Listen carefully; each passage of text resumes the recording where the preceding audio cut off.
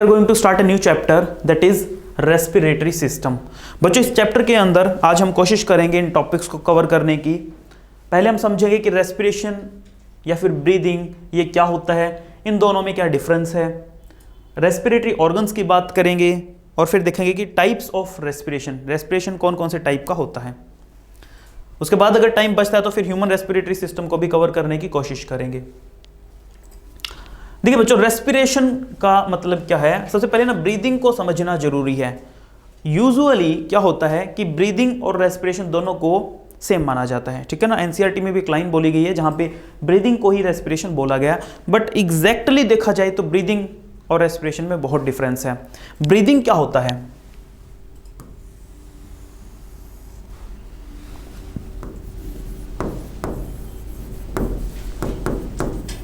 Breathing means it is the process of exchange of gases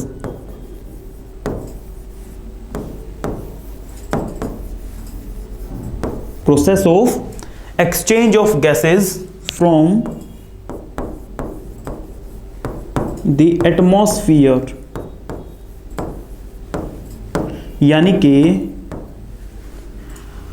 हम हमारे atmosphere से, हमारे आसपास के वातावरण से गैसेस का एक्सचेंज कर रहे हैं। हम ऑक्सीजन को अंदर ले रहे हैं, ऑक्सीजन हमारे लंग्स में जा रही है और फिर हम CO2 को बाहर निकाल रहे हैं। So that means simply oxygen को अंदर लेना यानी कि इनहेल करना, या CO2 को बाहर निकालना यानी कि एक्सहेल करना, दैट इज कॉल्ड ब्रीदिंग। तो ब्रीदिंग के अंदर हम इनहेलेशन कर रहे हैं एंड एक्सहेलेशन कर रहे हैं। इनहेलेशन मींस ऑक्सीजन अंदर जा रही है, एक्सहेलेशन मींस CO2 बाहर जा रही है। That is simply breathing, right. अगर बच्चों बात करें रेस्पिरेशन की,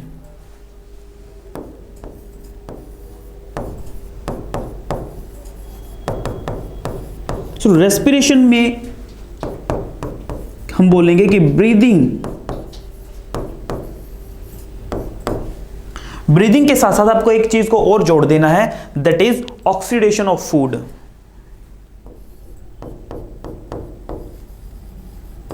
ऑक्सीडेशन ऑफ फूड कहां पे हो रहा है? इन सेल्स। ब्रीदिंग तो हो ही रही है, ब्रीदिंग के साथ साथ में जो फूड है, फूड का ना ब्रेकडाउन भी हो रहा है सेल्स के अंदर, लाइक दिस। मान लो बच्चों ऑक्सीजन को आपने इनहेल किया,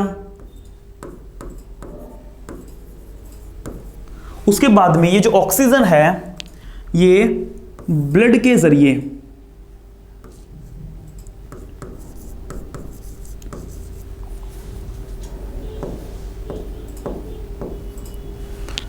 जरिए फाइनली आपकी सेल्स तक पहुंचेगी। Consider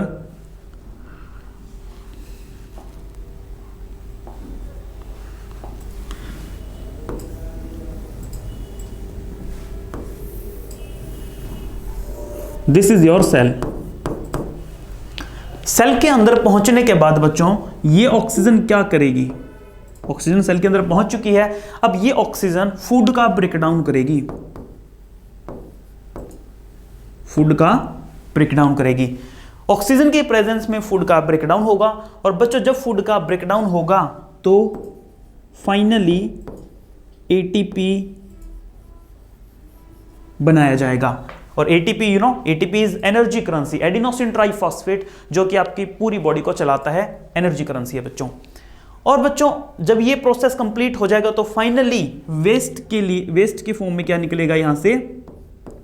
CO2। Okay, so food का ब्रेकडाउन जब हुआ तो ATP हमने यूज कर लिया और CO2 को हमने सेल से बाहर निकाल दिया। अब ये बच्चों जो CO2 है ये अगेन ब्लड में आएगा, और ब्लड से होता हुआ ये आपकी बॉडी से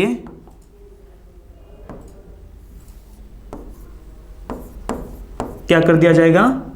एक्सहेल कर दिया जाएगा। राइट। तो क्या समझ में आ रहा है कि ऑक्सीजन का इनहेलेशन हो रहा है, CO2 का एक्सहेलेशन हो रहा है, सिर्फ इतना सा प्रोसेस। ये तो बच्चों है ब्रीदिंग।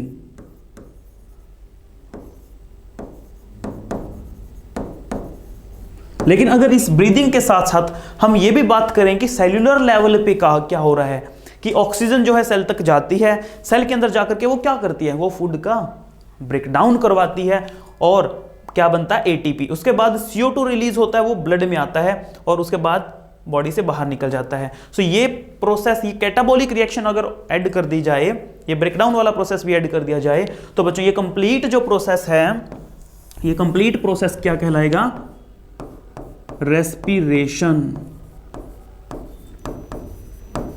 सो क्या समझ में आया, breathing is simply exchange of gases, but respiration में दोनों ही चीजें इंक्लूड है। रेस्पिरेशन में ब्रीदिंग भी इंक्लूड है और ये कैटाबॉलिक प्रोसेस भी इंक्लूड है। Respiration is a catabolic reaction.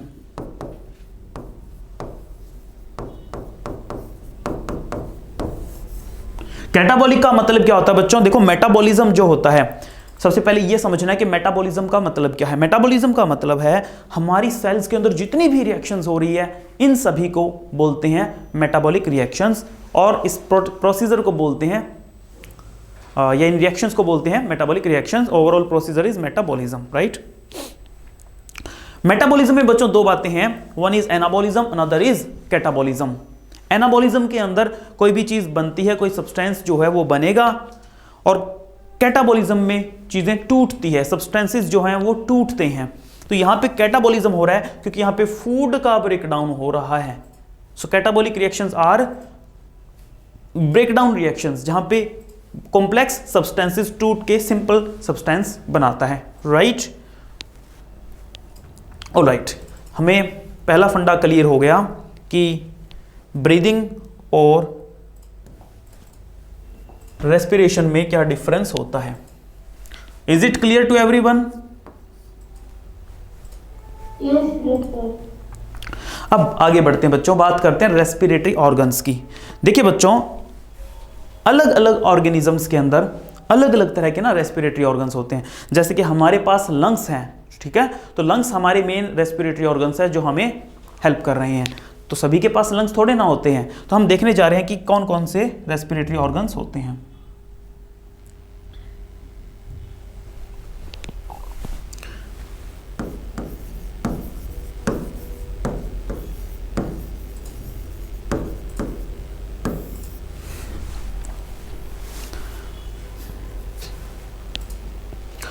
बच्चों रेस्पिरेटरी ऑर्गन्स में अगर हम बात करें लोअर वर्टिब्रेट्स की, लोअर वर्टिब्रेट्स लाइक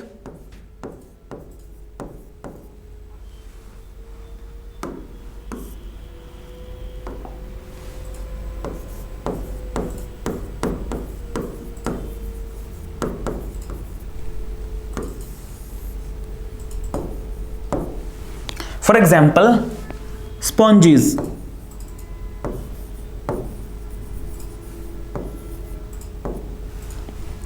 जिसे आप पोरीफेरा भी बोल सकते हो।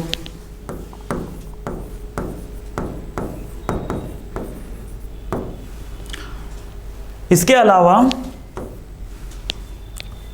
सिलेंट्रेटा,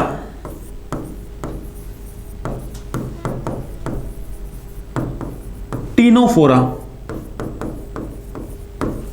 ये बच्चों मैं अलग अलग फाइलम्स लिख रहा हूं। टीनोफोरा, प्लेटीहेलमिंथ, जिसे आप फ्लैटवर्म्स भी बोलते हो,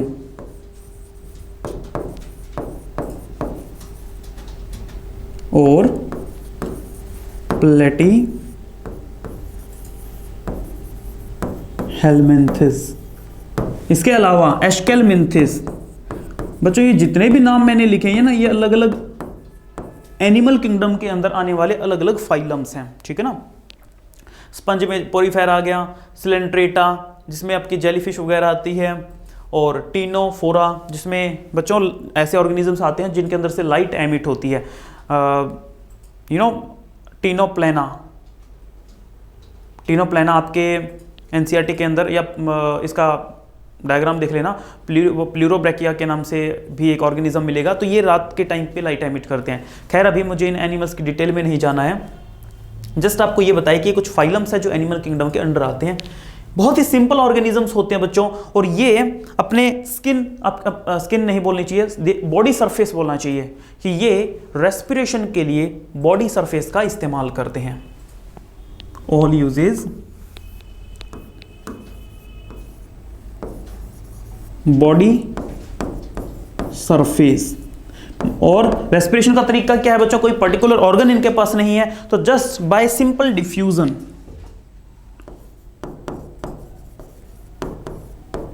ये रेस्पिरेशन करते हैं, क्योंकि ये वाटर के अंदर है तो वाटर से ही गैसेस एक्सचेंज कर लेंगे वाया डिफ्यूजन।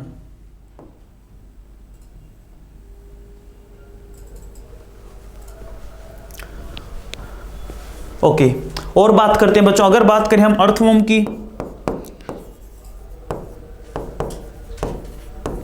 अर्थवर्म अपने स्किन का इस्तेमाल करता है। कई बार बच्चों स्किन वर्ड की जगह पे आपको लिखा मिल सकता है मॉइस्ट क्यूटिकल, जो स्किन के ऊपर की एक लेयर होती है, वैक्सी लेयर होती है बच्चों। तो ये अर्थवर्म अपने स्किन का इस्तेमाल करता है रेस्पिरेशन के लिए। ओके, नेक्स्ट इज, हम बात करें अगर इंसेक्ट्स की, लाइक बटरफ्लाई वगैरह, कॉकरोच वगैरह, ठीक है ना, इंसेक्ट्स। तो बच्चों इंसेक्ट्स के पास हैं ट्रैकियल ट्यूब्स।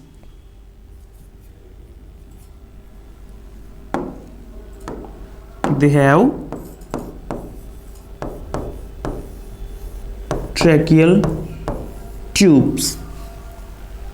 जैसे हमारे अंदर लंग्स के अंदर देखा जाए तो ब्रोंकाई और ब्रोंक्यूल्स का एक नेटवर्क बना हुआ है, इनके अंदर बच्चों ट्रैकिया का ट्यूब बनी हो, बहुत सारी यू कैन से थिन ट्यूब्स होती है जिन्हें ट्रैकिया बोलते हैं। ट्रैकिया आगे ट्रैकियोल्स में डिवाइड हो जाती है और ब्रांचेस बन जाती है, तो वो उनके जरिए रेस्पिरेशन करते हैं।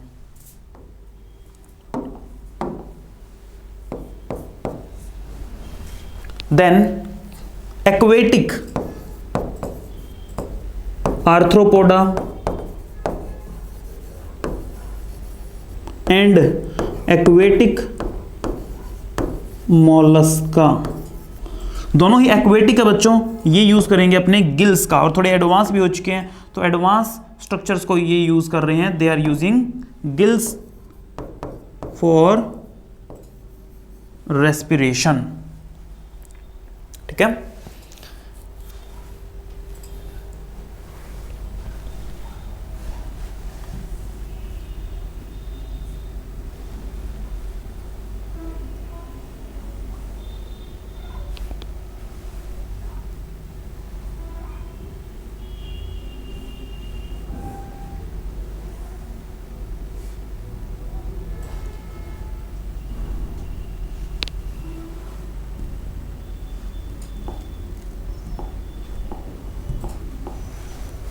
Now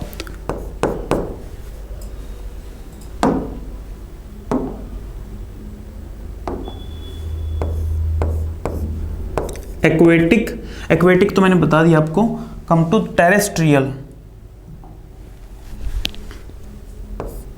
क्योंकि बच्चों आर्थ्रोपोडा जो होते हैं सारे एक्वेटिक नहीं होते, बहुत सारे टेरेस्ट्रियल भी होते हैं। So terrestrial Arthropoda and terrestrial Mollusca, वो यूज करेंगे लंग्स का। टेरेस्ट्री पे तो ऑब्वियसली गिल्स का यूज नहीं करेंगे, गिल्स का यूज पानी में होता है, ये यूज करेंगे बच्चों अपने लंग्स का, ठीक है ना।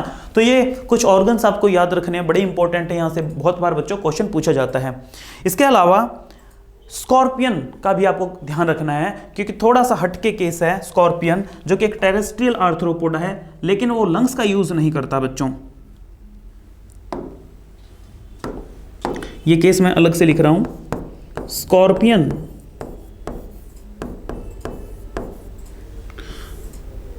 Uses book lungs for respiration.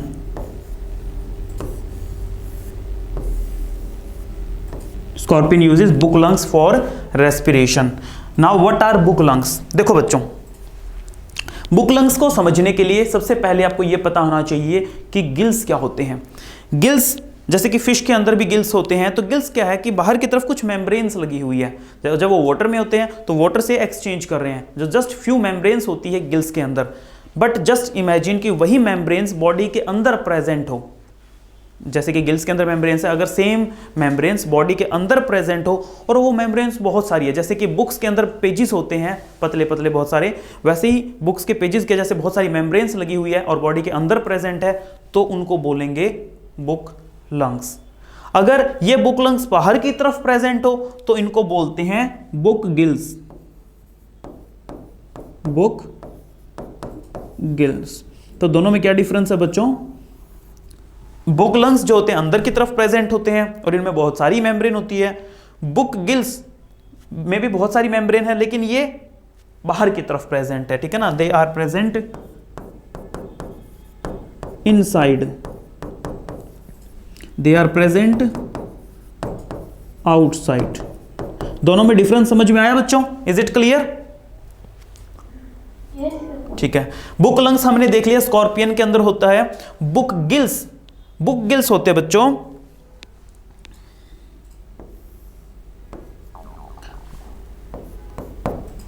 King crab में, किंग क्रैब, केकड़ा है बच्चों एक तरह का king crab, also called Limulus.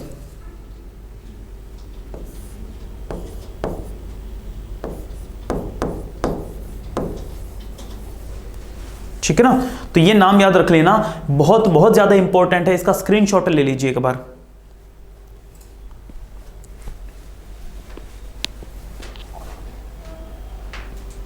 Have you done?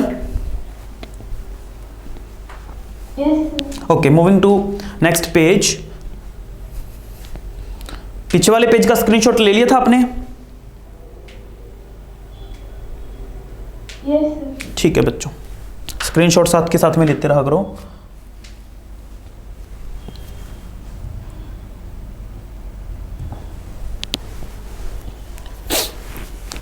Alright, vertebrates, non vertebrates का हमने देख दिया, या आप कह सकते हो लोअर वर्टिब्रेट्स के केस में तो हमने देख लिया। अब बात करते हैं वर्टिब्रेट्स किस तरीके से रेस्पिरेशन करते हैं। वर्टिब्रेट्स के पास में कौन कौन से रेस्पिरेटरी ऑर्गन्स होते हैं। फिश की बात करेंगे बच्चों सबसे पहले।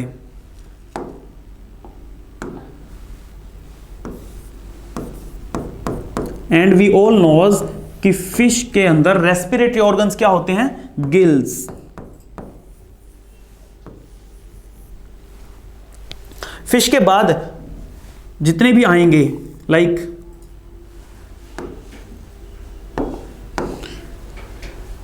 एम्फीबियंस,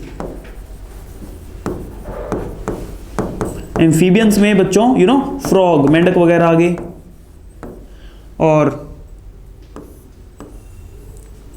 रेप्टाइल्स, बर्ड्स, बर्ड्स को एव्स भी बोलते हैं, मैमल्स जिसमें हम आ गए बच्चों, मेमरी ग्लैंड्स वाले, ठीक है ना। तो ये जो भी रेड कलर से मैंने लिखे हैं एम्फीबियंस, रेप्टाइल्स, बर्ड्स, मैमल्स, इन सभी के पास में रेस्पिरेशन के लिए होते हैं लंग्स।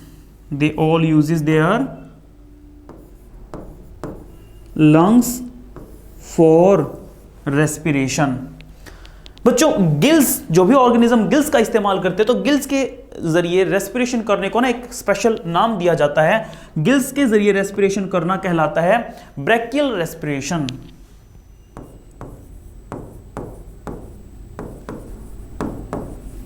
Brachial respiration.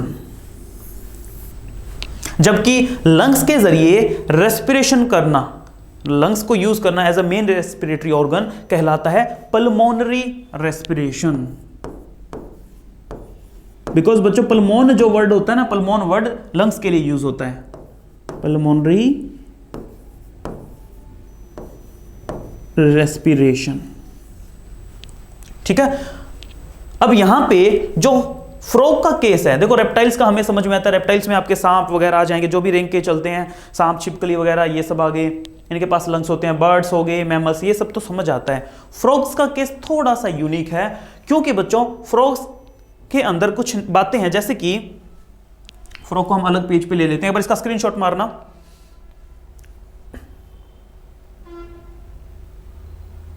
डन?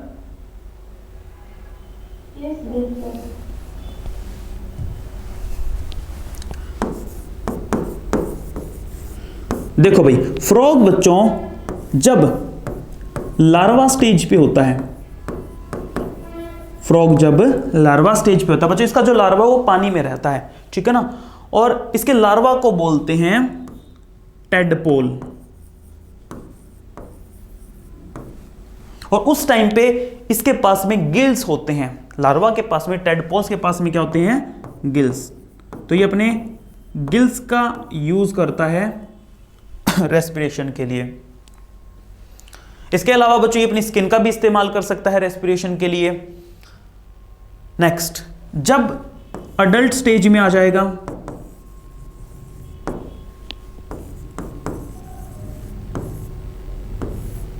तब ये यूज करेगा अपने लंग्स का, क्योंकि बच्चों इसके लंग्स डेवलप हो जाते हैं, ठीक है। अगर फ्रॉग जो है जमीन पे है तो वो अपने लंग्स का इस्तेमाल करेगा, अगर वो पानी में है तो अपने गिल्स का यूज करेगा, या फिर वो अपनी यू कैन से स्किन का यूज करेगा।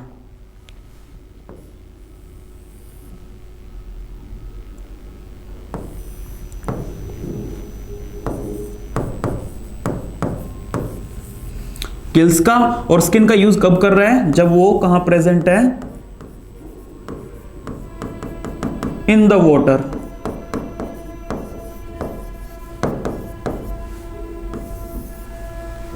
और बच्चों लंग्स का इस्तेमाल कब कर रहा है? जब वो कहां पे है? जमीन पे आ चुका है, जब वो लैंड पे है। Is it clear? Concept clear है आपका? ठीक है, तो फ्रॉग का केस थोड़ा सा हटके है, ध्यान रख लीजिएगा। स्किन का यूज ये तब भी करता है बच्चों जब ये इनएक्टिव स्टेट में होता है, जैसे कि मैंने बताया भी हुआ एक बार कि फ्रॉग जो होता है ना, इसे बहुत ज्यादा गर्मी भी सहन नहीं होती बच्चों, और बहुत ज्यादा सर्दी भी सहन नहीं होती है, इसलिए ये बहुत गर्मी होती है तो एस्टिवेशन की स्टेट में चला जाता है, यानी कि एस्टिवेशन एक तरह की समर स्लीप आप कह सकते हो। और जब बहुत सर्दी होती है वो भी इससे सहन नहीं होती तो ये विंटर स्लीप में चला जाता है, जिसे बोलते हैं हिबरनेशन, राइट। तो दोनों ही टाइम पे ये छुपा रहता है किसी न किसी डीप बरो के अंदर, और वहां पे अब डीप बरो में मुंडी घुसा करके बैठा हुआ ये, तो बच्चों ऑक्सीजन तो अच्छे से मिल नहीं पाएगी, तब भी ये अपनी स्किन का यूज करता है। तो स्किन का यूज ये एक और टाइम पे कर रहा है, also uses skin during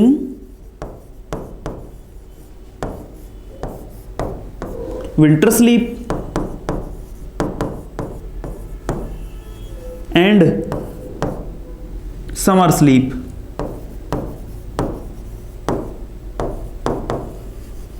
winter sleep के लिए एक वर्ड यूज करते हैं बच्चों, दैट इज कॉल्ड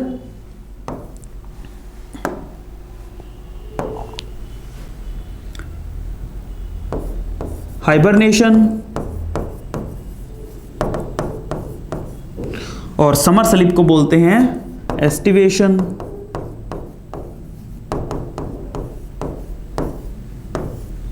प्लीज इसका स्क्रीनशॉट ले लीजिए, उसके बाद में हम आगे बढ़ेंगे।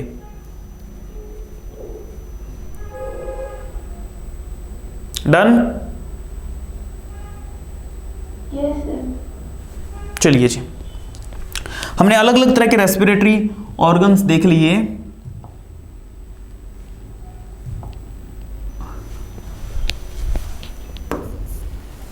उसके बाद हम बात करेंगे टाइप्स ऑफ रेस्पिरेशन। रेस्पिरेशन कौन कौन से टाइप का है?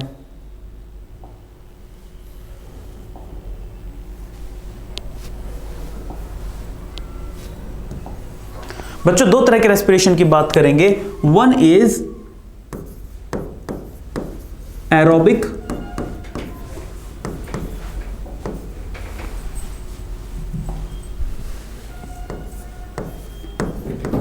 respiration, another is anaerobic respiration.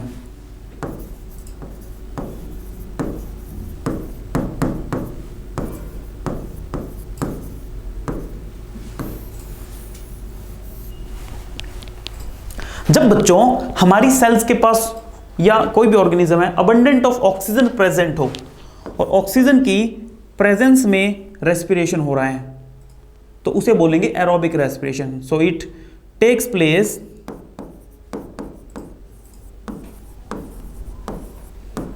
In the presence of oxygen. अगर ऑक्सीजन बहुत कम है या बिल्कुल एब्सेंट है बच्चों तो होगा anaerobic respiration. So it takes place in the absence of oxygen. बच्चों एरोबिक रेस्पिरेशन के अंदर क्या होता है कि ऑक्सीजन बहुत ज्यादा है तो ग्लूकोज को और ऑक्सीजन ग्लूकोज को या फूड जो भी सोर्स उसको तोड़ने में हेल्प करती है। सो क्योंकि ऑक्सीजन यहां पे फुल है तो ग्लूकोज का ब्रेकडाउन जो है वो बहुत अच्छे से होगा। हम बोलेंगे ऑक्सीडेशन या यू कैन से कंप्लीट ऑक्सीडेशन।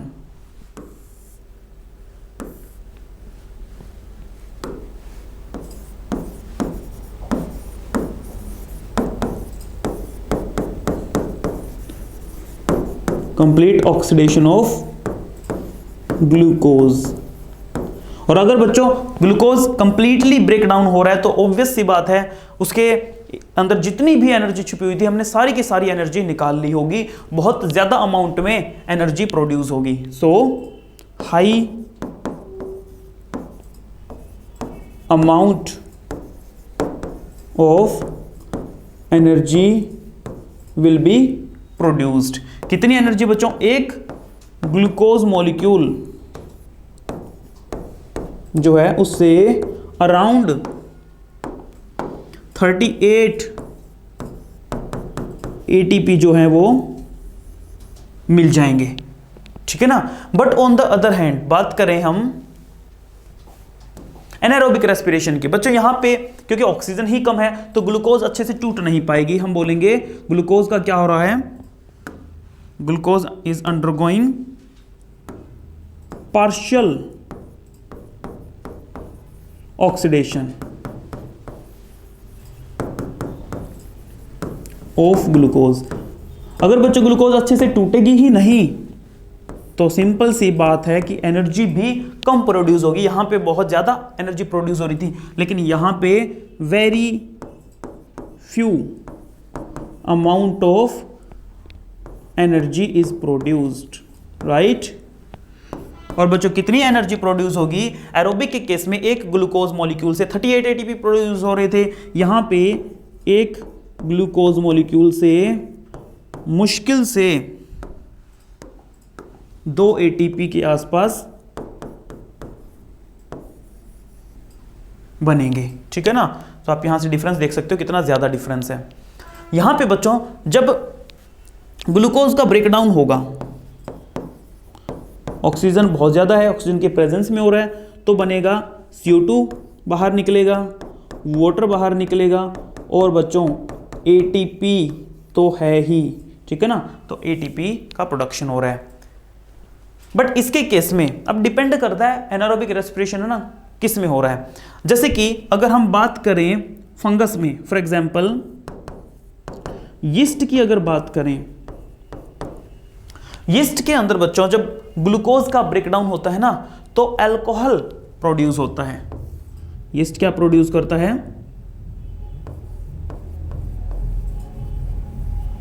यीस्ट प्रोड्यूस करता है बच्चों अल्कोहल, इथेनॉल प्रोड्यूस करता है।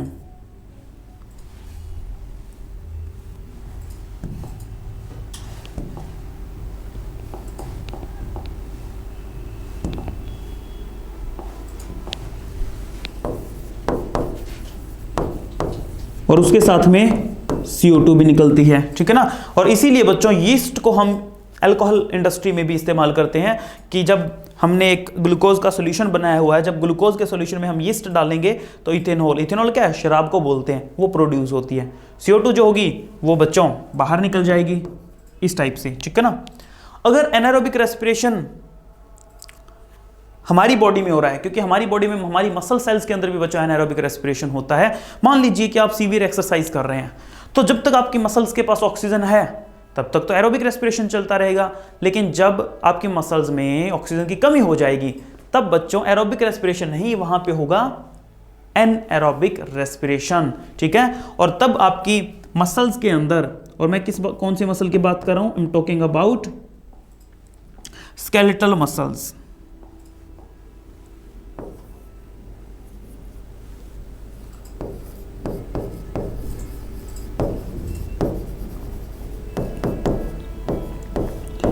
ऑक्सीजन की कमी होने के बाद बच्चों इनमें क्या प्रोड्यूस होता है, दे produces lactic acid,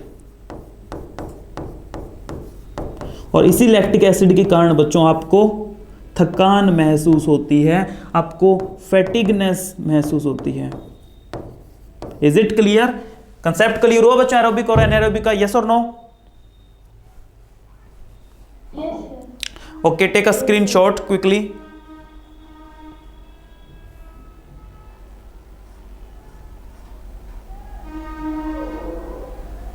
done? Yes. Good. अब हम सीखेंगे ह्यूमन रेस्पिरेटरी सिस्टम के बारे में।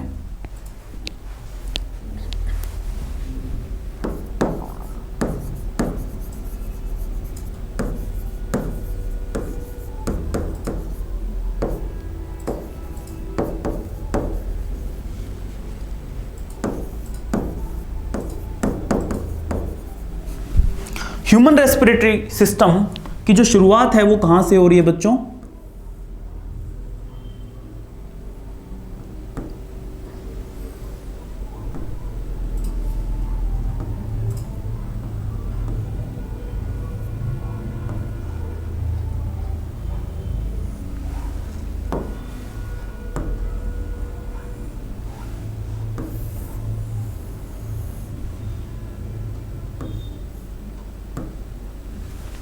ओके, देखिए नोज से स्टार्टिंग होती है, हम सबको पता है ये बात। तो ओपनिंग्स को, इन ओपनिंग्स को बोलते हैं बच्चों नॉस्ट्रिल्स। क्या बोलते हैं? Nostrils. So rather than writing nose, मैं इन ओपनिंग्स का नाम लिखता हूं and I am writing here nostrils.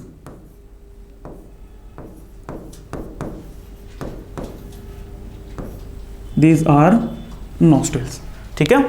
Nostrils के पीछे जो ये कंपार्टमेंट है इसे हम बोलते हैं नेजल चेंबर।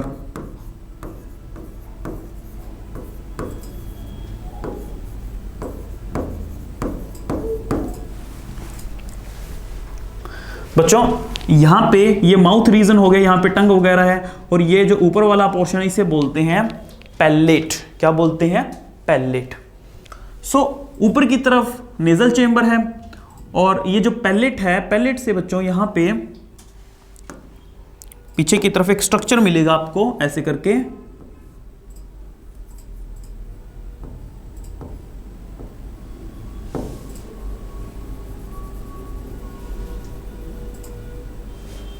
इस स्ट्रक्चर को हम बोलते हैं uvula.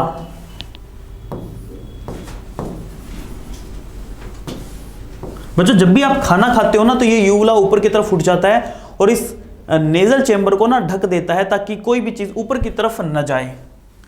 So finally you will see कि ये जो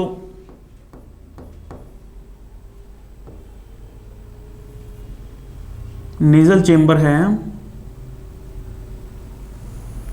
वो नीचे की तरफ आपको ऐसे अपीयर हो रहा है।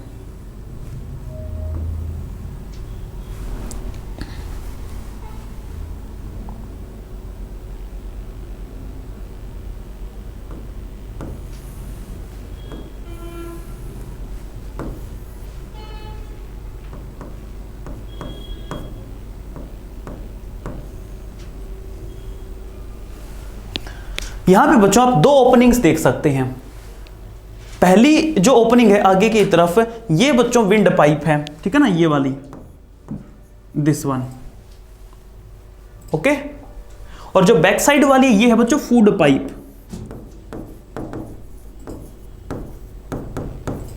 तो अभी हमें फूड पाइप की बात नहीं करनी है, मैं इधर वाली की बात कर रहा हूं जिसे हम विंड पाइप बोलते हैं।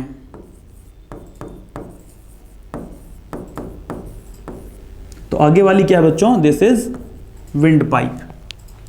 अब देखो बच्चों,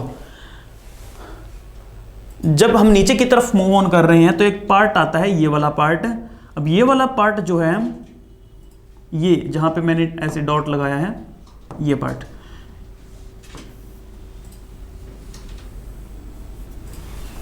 ये पार्ट बच्चों यहां से फूड भी क्रॉस कर रहा है और ऊपर से एयर भी आ रही है, राइट। दैट मीन्स कि ये एक कॉमन पैसेज है, किसके लिए, फूड के लिए भी, एयर के लिए भी। इसको बोलते हैं फेरिंग्स। क्या बोलते हैं बच्चों, pharynx. So pharynx is the common way for both food and air. और उसके बाद नीचे की तरफ आपको ये जो स्ट्रक्चर दिख रहा है, इसको बोलते हैं लैरिंग्स। लैरिंग्स में बच्चों ये पार्ट है, मान लो यहां तक का, दिस इज कॉल्ड ग्लोटिस। और बच्चों इस ग्लोटिस के ऊपर एक ढक्कन लगा हुआ है,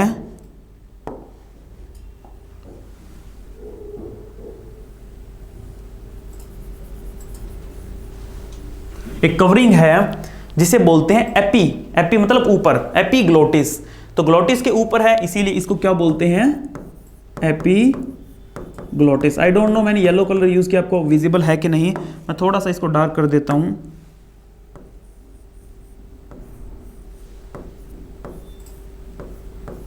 एपीग्लोटिस।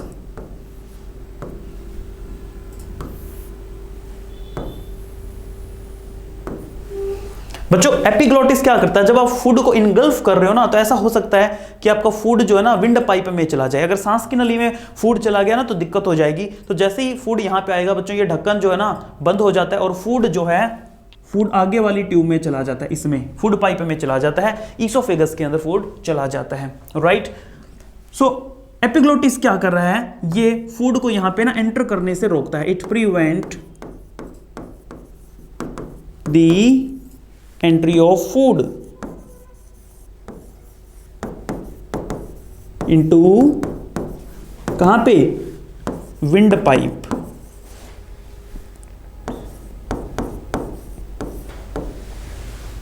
इज इट क्लियर, यहां तक सबको समझ आया, यस और नो?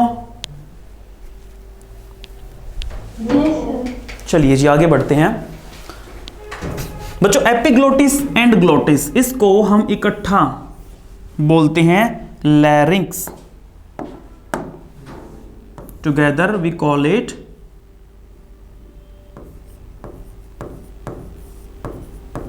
लैरिंग्स। डन। अब बच्चों आगे बढ़ते हैं। ये जो विंड पाइप है ना, लैरिंग्स के नीचे से हम देखेंगे कि इसके ऊपर कुछ रिंग्स अपीयर होने लग गए हैं, ऐसे करके, लाइक दिस। ये रिंग्स बच्चों सी शेप्ड होते हैं और इस ट्यूब को जो कि नीचे की तरफ जा रही है, इसे हम बोलते हैं ट्रैकिया।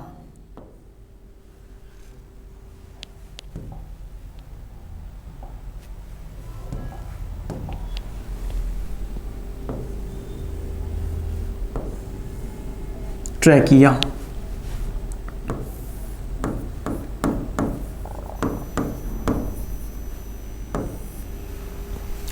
ओके। ट्रैकिया बच्चों दो ट्यूब्स में डिवाइड हो जाएगी एक पॉइंट पे आकर के।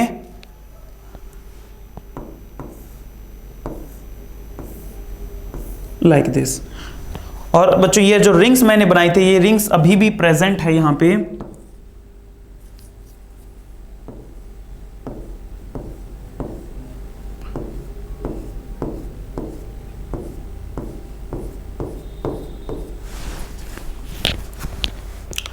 जब ये दो में डिवाइड हो जाती है, इनको हम बोलते हैं ब्रोंकाई। क्या बोलते हैं बच्चों, ब्रोंकाई।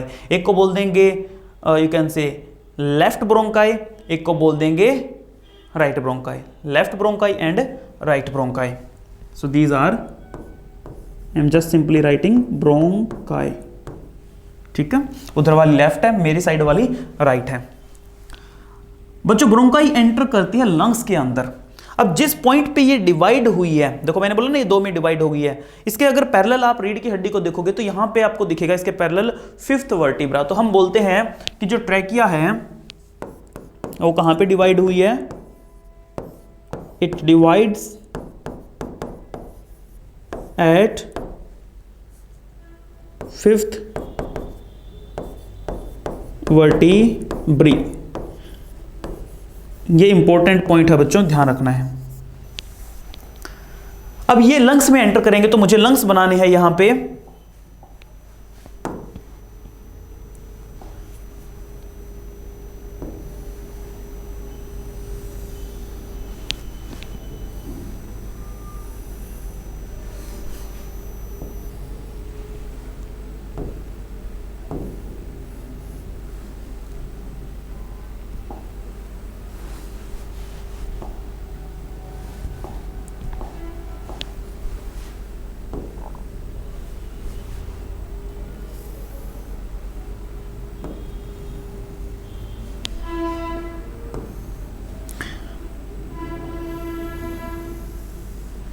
देखो बच्चों, एक चीज आपने नोटिस की हो तो मैंने लेफ्ट लंग को जो है राइट लंग के कंपैरिजन में थोड़ा सा छोटा बनाया, और यहां पे मैंने एक है ना ऐसे डिप्रेशन सा दिया है, दिस इज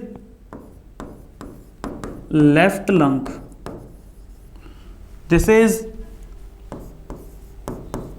राइट लंग। बच्चों राइट लंग लेफ्ट लंग के कंपैरिजन में बड़ा होता है। लेफ्ट लंग की यहां पे एक डिप्रेशन है जिसके कारण इसका जो साइज है ना वो छोटा है, और बच्चों इस डिप्रेशन को हम बोलते हैं cardiac notch.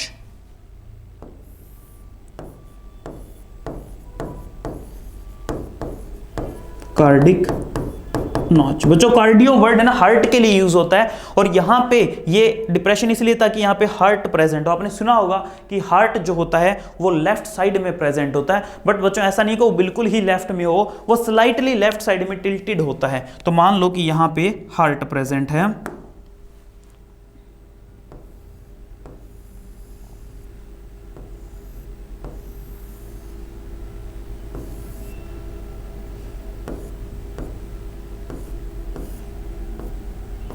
like this, so this is heart। बच्चों दोनों लंग्स एक डोम शेप्ड स्ट्रक्चर के ऊपर प्रेजेंट है। इस डोम शेप्ड स्ट्रक्चर को हम बोलते हैं diaphragm. This dome shaped structure is called diaphragm. बच्चों डायाफ्राम एक मस्कुलर स्ट्रक्चर है, और डायाफ्राम के अंदर जो मसल्स प्रेजेंट होती है उनका नाम है radial muscles, made up of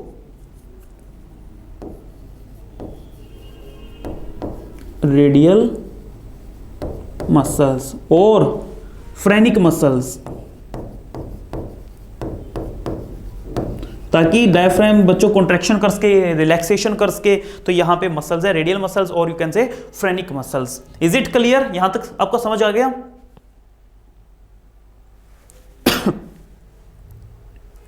बच्चों समझ आ गया? यस और no? Yes, sir. Yes, sir. Good. अगली चीज सुनिए बच्चों, ब्रोंकाई जो है वो जब अंदर जाएंगे तो फर्दर डिवाइड हो जाएंगे ब्रोंकियोल्स में।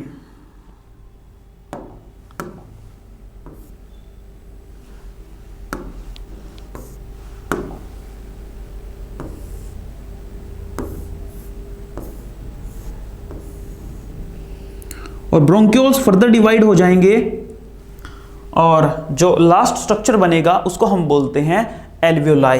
तो मैं सिंपली अब यहां पे एल्वियोलाई को रिप्रेजेंट कर रहा हूं।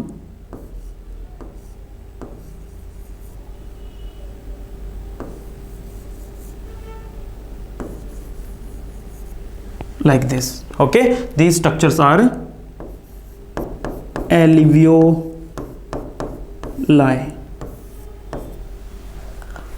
लंग्स के ऊपर बच्चों एक प्रोटेक्टिव कवरिंग भी रहती है,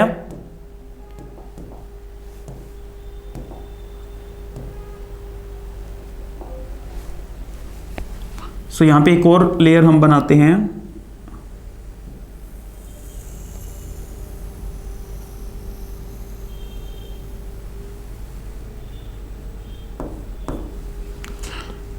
दोनों तरफ है बच्चों।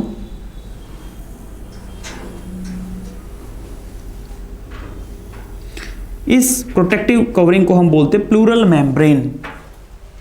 This is pleural membrane. Okay बच्चों, प्लूरल मेम्ब्रेन है ये, एक आपको आउटर साइड दिख रही है और एक आपको इनर साइड दिख रही है। Outer pleural membrane, inner pleural membrane. इनके भी आप फर्दर नाम देना चाहें तो दे सकते हैं। आउटर को बोलते हैं बच्चों पैराइटल प्लूरा, इनर को बोलते हैं विसरल प्लूरा। इनके अंदर, इनके बीच में बच्चों एक फ्लूइड भरा हुआ है, ये लाइक दिस।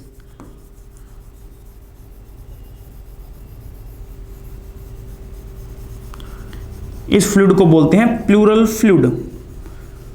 जब लंग्स एक्सपेंड करेंगे या रिलैक्स करेंगे बच्चों, तो ये प्लूरल फ्लूइड के कारण यहाँ पे फ्रिक्शन नहीं होगा। तो प्लूरल फ्लूइड क्या कर रहा है, ये फ्रिक्शन को मिनिमाइज कर रहा है। ठीक है,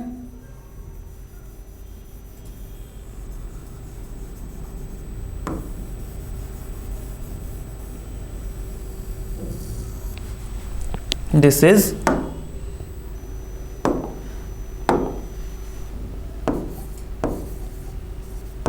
pleural fluid. Okay, so almost हमने रेस्पिरेटरी सिस्टम बना दिया, समझ लिया। अब फाइनली मैं एक ना कंप्लीट पाथवे बना रहा हूं बच्चों, जहां पे हम ये देखेंगे कि रेस्पिरेशन जो है वो कहां कहां से होकर के गुजरता है। एक बार के लिए इसका ना स्क्रीनशॉट ले लीजिए आप।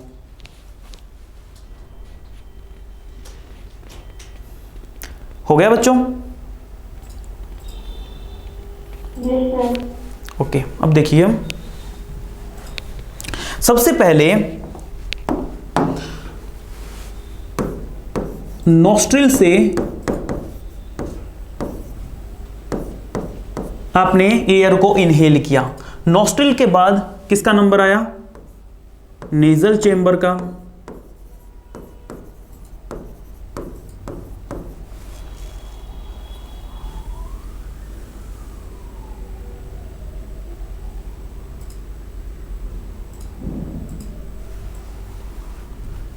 नेजल चेंबर के बाद मैंने आपको बताया फेरिंक्स। और आप, मैंने आपको क्या बताया कि फेरिंक्स जो है इट इज द कॉमन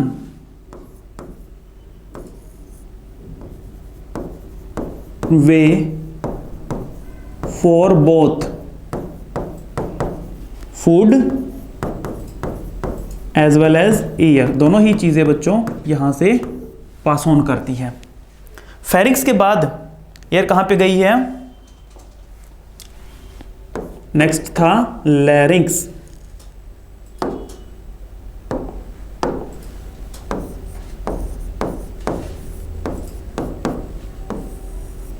अब देखो भाई, लैरिंक्स के अंदर मैंने आपको बताया ग्लोटिस के बारे में, ठीक है ना। ग्लोटिस और ग्लोटिस के जो ऊपर का ढक्कन है that is epiglottis.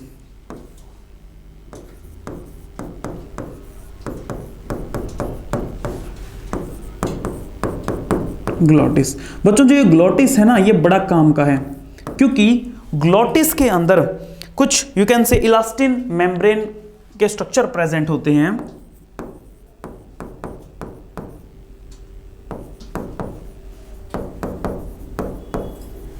In elastin structures को हम बोलते हैं वोकल कॉर्ड्स। क्या बोलते हैं बच्चों? वी आर कॉलिंग देम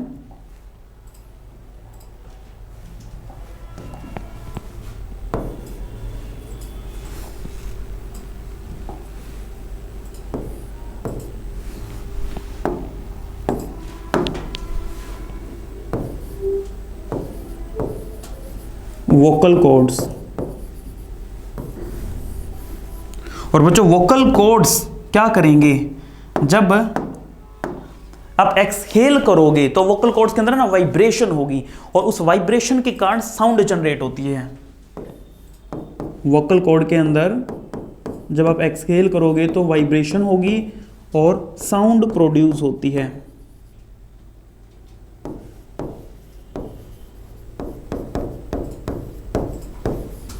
क्योंकि बच्चों, और अच्छा अगली बात, जब ये साउंड प्रोड्यूस होगी, अब इस साउंड जब आपके माउथ या आपके यू कैन से ओरल कैविटी में जाएगी तो आपकी टंग की मूवमेंट के कारण, आपकी टिथ की मूवमेंट के टिथ के कारण, टंग के कारण, लिप्स के कारण हम इस साउंड को स्पीच में कन्वर्ट करते हैं। अंदर से साउंड आ रही है, हम उसको, क्योंकि आपने जैसे कि हिंदी में पढ़ा होगा, कुछ चीज़ें होती हैं जब होठ टकराएंगे ना तभी बोले जाएंगे ना, जैसे कि यू कैन से आपको पै बोलना है तो जब तक आपके होठ नहीं टकराएंगे बच्चों आप पै नहीं बोल सकते, ठीक है। तो आप अंदर की साउंड को स्पीच की फॉर्म दे रहे हैं by using your lips, by using your teeth and by using your tongue, right.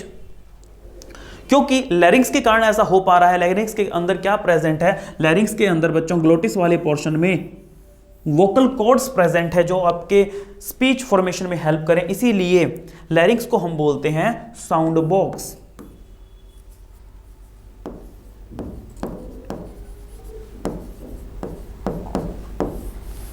Is it clear बच्चों? लैरिंग्स का जो ये ग्लोटिस वाला पोर्शन होता है इसके अंदर 5 to 6 different type of cartilage present होती है, जिसमें से जो सबसे बड़ी कार्टिलेज होती है यहां पे, लार्जेस्ट आप कह सकते हो, लार्जेस्ट कार्टिलेज का नाम है thyroid cartilage.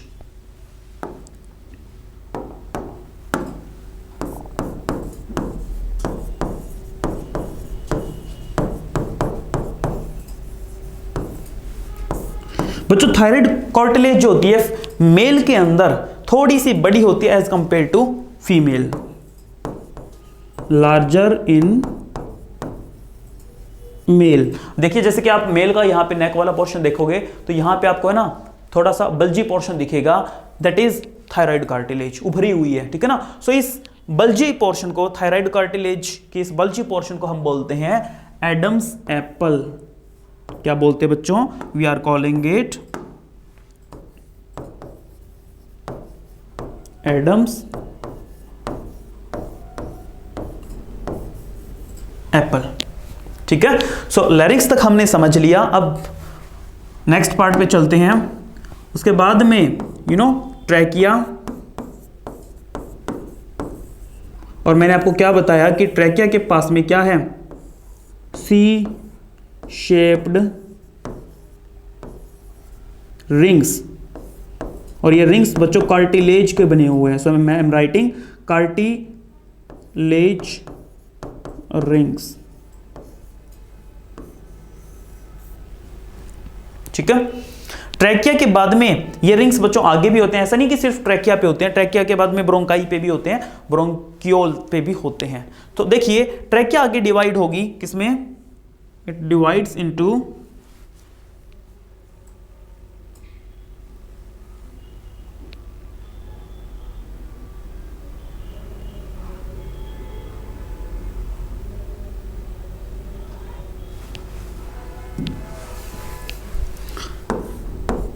Primary bronchi,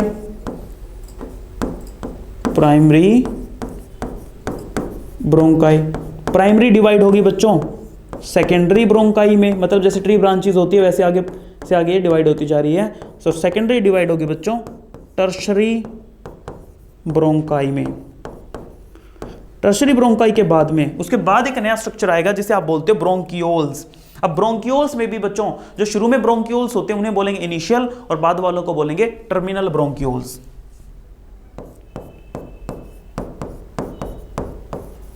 initial bronchioles and then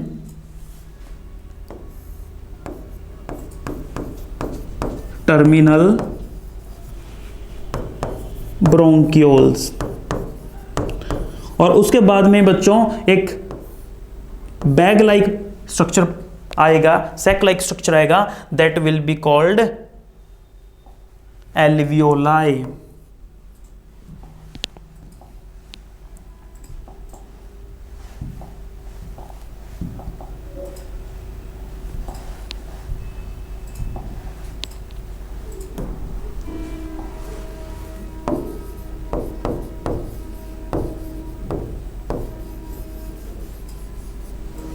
तो ये पाथवे मैंने बना दिया बच्चों, nostril, nasal chamber, pharynx, larynx, trachea.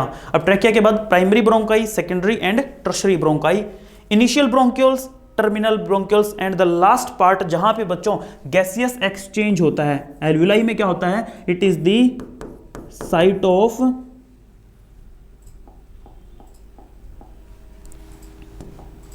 Gaseous exchange.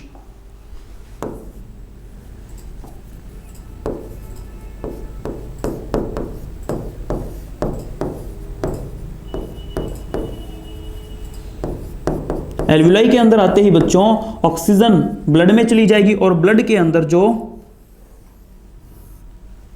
CO2 होगी वो एल्विलाई में आ जाएगी और फिर रिवर्स प्रोसेस चलेगा और नॉस्ट्रिल से CO2 बाहर निकाल दी जाती है। सो नॉस्ट्रिल से ऑक्सीजन हम इनहेल कर रहे हैं और